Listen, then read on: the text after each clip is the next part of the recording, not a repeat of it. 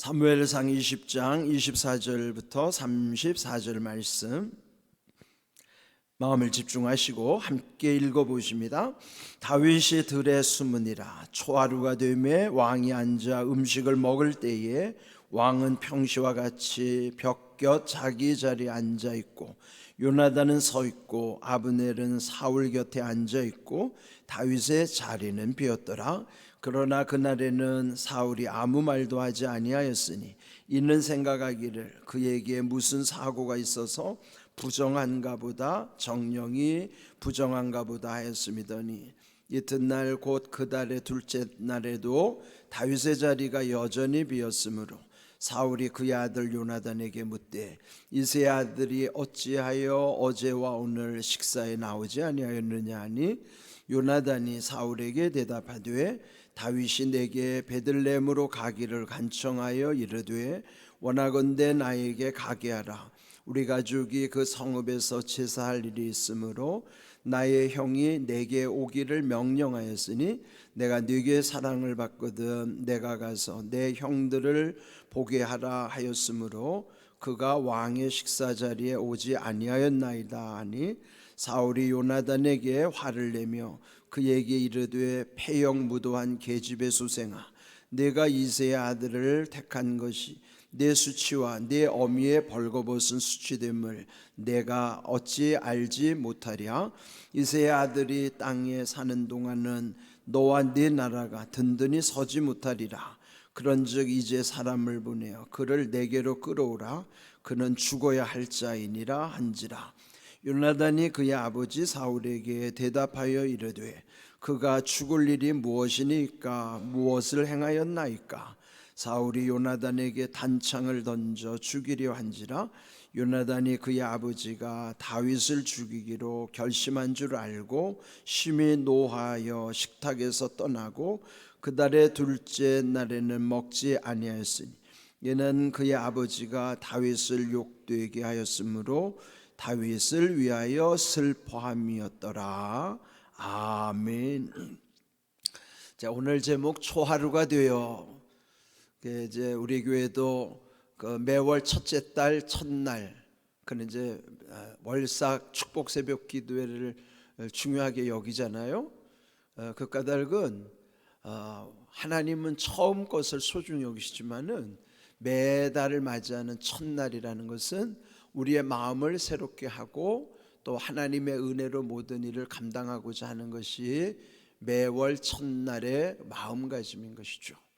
그런데 그 전통은 이미 구약에서부터 그 이 경건한 가정들은 그 가정에서부터 월삭 축복 기도를 했던 거예요. 그래서 여기 초하루가 되매 즉 월삭의 그 예배 자리에 가족들이 모여서 함께 음식을 나누는 것인데 그 첫째 날에는 그 다윗이 보이지 않는 거예요. 다윗도 그 자리에 있어야 되거든요. 그 사울 왕의 사위이기 때문에 그 가족 월삭 식사 자리에 와야 되는데 오질 않은 것이죠. 그런데 이미 앞서서 보았던 것처럼 이 다윗과 요나단 사이에는 그 월삭 때 있어질 일들을 가정하여서 혹시 아버지 사울 왕이 이러이러하거든 그는 나를 죽일지도 모른다. 그래서 지금 그 아버지의 반응을 살피는 거예요. 그러니까 이제 다윗은 피해 있는 것이고 그 친구 요나단은 아버지가 어떻게 반응을 보이는가를 유심히 살피고 있는 중이죠. 근데 이제 첫째 날 식사 때는 사울이 아무 말도 하지 않았다 그래서 26절 그렇지만은 속으로 생각하기를 그에게 무슨 사고가 있어서 부정한가 보다. 근데 혹시 이 다윗에게 사고가 일어나기를 또는 부정한 일이 발생하기를 근데 혹시 마음으로도 그렇게 바랬을지도 몰라요.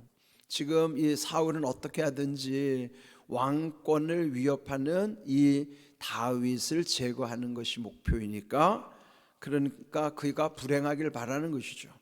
그러다가 이제 둘째 날이 되어서 궁금한지 물어본 거예요. 아들 요나단에게 묻기를 어찌하여 어제와 오늘 식사에 나오지 아니했느냐. 그때 요나단이 이제 이미 다 정해진 답을 하는 것이죠. 꾸며서 다윗과 지금 다 이야기된 대로 그 아버지 사울 왕에게 말하는 겁니다. 이제 그 집에도 이제 매년제를 드리는 그 가족 모임이 있습니다. 그래서 형이 꼭 와야 된다고 명령했기 때문에 그래서 다녀오라고 했습니다. 네, 그때 30절 그 사울이 어떤 반응을 보입니까? 30절 보면은 사울이 요나단에게 화를 냈다. 이제 분노한 거예요. 네, 그러면서 이르되 패역무도한 계집의 소생아, 내가 이새의 아들을 택한 것이 내 수치와 내 어미의 벌거벗은 수치됨을 내가 어찌 알지 못하랴.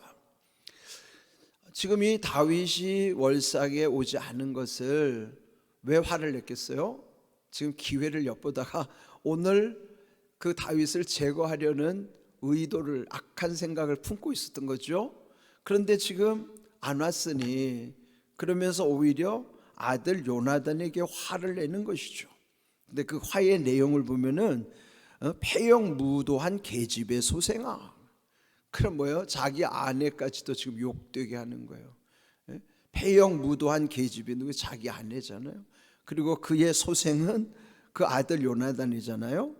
그 지금 이 사울은 제정신이 아니에요.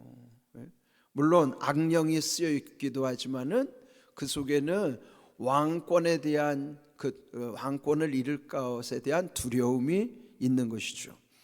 그러면서 이 30절 끝에 보면 31절 이새의 아들이 땅에 사는 동안 즉 다윗이 존재하는 한 너와 내 나라가 든든히 서지 못하리라. 이건 뭐예요? 자기 왕권을 아들 요나단에게까지 물려줘야 되는데 다윗이 살아있다면 너는 왕이 될 수가 없다. 그러니까 현실적으로 보면 지금은 사울이 판단은 제대로 하고 있는 거예요. 이게 또 틀린 말은 아니죠. 다윗이 존재하면 다윗에게 왕권이 돌아갈 것이 자명하기 때문에 다윗이 살아있으면 넌 왕을 차지할 수 없어. 그러니까 아버지 입장에서 자식에 대한 생각은 이해할 수 있겠죠. 그러나 방법이 틀린 것이란 문제인데 이제 결국 이 일에 대해서 요나단이 아버지에게 항변하는 내용이 나와요. 네, 거기서 32절 요나단이 아버지에게 말하기를 그가 죽을 일이 무엇이니까 무엇을 행하였나이까. 그 아버지에게 따지는 것처럼 비춰지잖아요. 왜 죽이려고 합니까? 그가 무슨 죽을 짓을 했습니까? 왕에게 무슨 해되는 일을 했습니까? 그래 또 맞는 말이죠. 다윗이 공적을 세운 게 얼마나 대단합니까? 블레셋을 무찌르기도 했지만은 골리앗을 때려눕히기도 하고 위험한 일이 있을 때마다 나라의 모든 일들을 앞서서 해결한 그런 귀한 인물을 지금 사울은 계속 죽이려는 의도를 이 요나단은 이해할 수가 없는 거예요. 그리고 어떻게 하든지 아버지의 뜻을 좀 돌이키게 하려고 이 요나단이 그래서 결국 다윗을 살리려고 하지만은 그 다음 33절 사울이 요나단에게 단창을 던져 죽이려 한지라. 그러니까 앞서서도 보면은 그 다윗이 하프를 연주할 때 그때도 이 사울이 단창을 던진 적이 있어요. 그것도 몇 번 여러 차례 그래서 피해서 달아난 적이 있었는데 지금은 자식한테까지 이 단창을 던지는 거예요.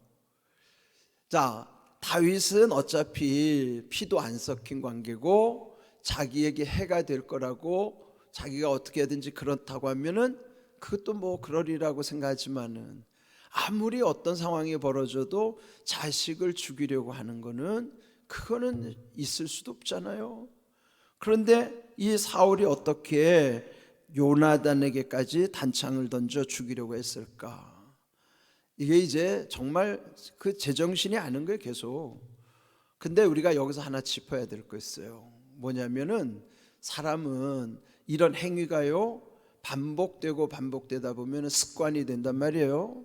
그럼 뭐예요? 우리가 이따금 집에서도 보면 화가 나면 집어던지는 사람이 있죠.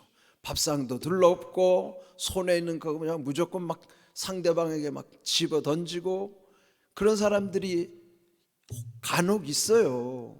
그러니까 그런 사람들이 그냥 되는 게 아니라 반복적으로 습관이 되다 보니까 아무거나 막 집어던지는 거예요. 그냥 손에 위험한 것이 있는지 뭐 칼 있으면 칼도 집어던지고, 밥 먹다가 뒤틀리면 밥상도 뒤집어 엎고, 뭐 수틀리면 막 다 때려 부시고.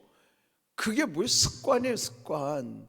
왜 그런 습관이 들었어요? 분노 조절이 안 되는 것을 분노 조절 장애라고 그러는 거예요. 근데 의외로요 우리나라 사람들이 화가 많고요 이 분노 조절 장애가 많은 사람 많아요. 특별히 이 남자들 보면은 수틀리면 이 뒤집어 둘러엎는 사람들이 적지 않더라고 보니까. 이거 조심해야 됩니다. 지금 사울이 이게 분노 조절 장애라고 말이에요. 계속 반복되는 행위다 보니까 자기 아들한테도 좀 막 집어던지는 거예요 지금. 단창을 막 집어던지는. 그게 우리 현실에도 똑같이 지금 있단 말이에요. 그러니까 여러분 주변에 가족 중에도 이거 집어던지는 분노 조절 장애 있다면요 먼저 여러분이 그 사람을 이해해야 돼요.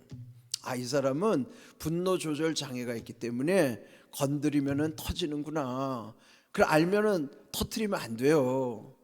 맞서지 말아요. 맞서면 그 큰일 납니다. 그럼 뭐 눈에 보는 게 없으니까요 완전히 가정이 파괴가 되는 거라고. 그래 잘못하면 뭐 집에 불도 지르고 뭐 완전히 집안이 쑥대밭이 된단 말이에요. 그러니까요 그래도 좀 제대로 된 사람이 참아야 된다고요. 말하면 안 돼요. 그냥 침묵하는 게 상책이라고. 그리고 피해야 됩니다. 거기다 그냥 가서 그냥 또 지혜롭지 못한 사람은 함께 맞서다가요 완전히 그러면 다 죽는 거예요 그게. 그러면은 아주 그 순간 그런 증상이 보이려거든 딱 침묵하고 그 다음에는 피하고 그렇게 해야 돼요. 그거 못 고쳐집니다. 하나님이 고치지 않으면요 그거 못 고쳐요. 그러나 일단은 자극이 되지 않도록 하는 것도 하나의 피할 수 있는 방법이기 때문에 여러분 그거 잘 하셔야 된다고.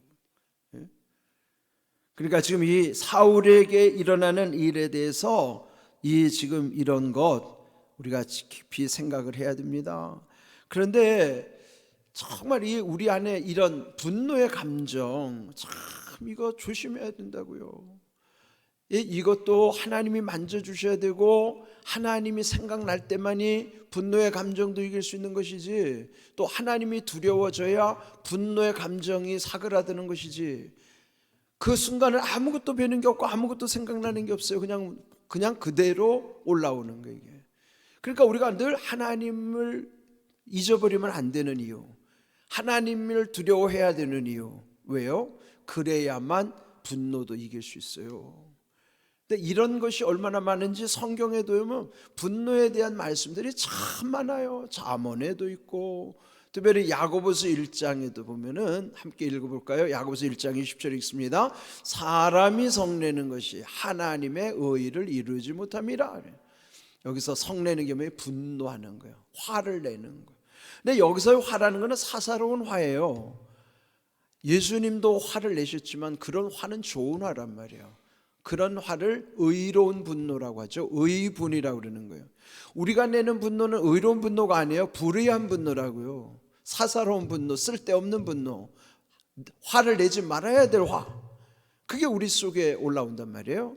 그러니까 그런 것은 그렇게 화를 내면 하나님의 의를 이룰 수가 없다. 하나님의 뜻이 그 속에 이루어질 수가 없다는 거예요. 그래서 여러분 이거 진짜 조심해야 되는데, 그래 옆에서 만약에 그런 사람이 있으면은 지혜롭게 대해야 되고, 내 안에 그런 거 있다면 이거를 심각하게 생각해야 된다고요. 여러분 이 모든 화해 문제는 하나님께 솔직하게 다 토해내셔야 돼요. 털어내야 된다고요.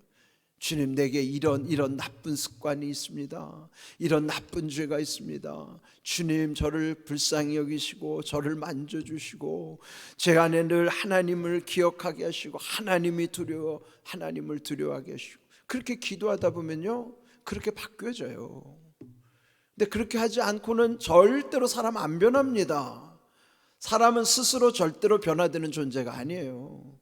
하나님을 붙잡고 의지하고 하나님의 말씀이 내 안에 들어와야만 말씀이 나를 정화시켜주고 말씀의 능력 가운데 내가 새로워지는 것이지, 내 힘으로는, 내 생각으로는 절대 사람 안 바뀐단 말이에요. 지금 사울의 문제이기도 하지만 우리의 문제요 나의 문제이기도 하다 그래요. 여기서 오늘 이 새날을 맞이하는 초하루가 되어서 이런 가정의 비극적인 문제들, 그런데 성경을 묵상하다 보면요 온전한 사람이 없죠. 그건 뭐예요? 우리가 다 죄인이기 때문에 다 연약함이 있어요. 다윗은 다윗대로 연약함이 있고 사울은 사울대로, 요나단은 요나단대로. 오늘 우리는 우리대로 각각 자기의 연약함을 다 안고 살아간단 말이에요. 다 죄인이란 말이에요. 그러면 우리는 늘 하나님 앞에 나의 이 연약함과 죄인됨을 늘 인정하고, 그래서 늘 하나님의 은혜를 구하면서 살아야지, 그렇지 않으면 우리 자신에게는 희망이 없어요. 소망이 없단 말이에요. 은혜 아니면 우리의 인생 아무것도 아니라고요.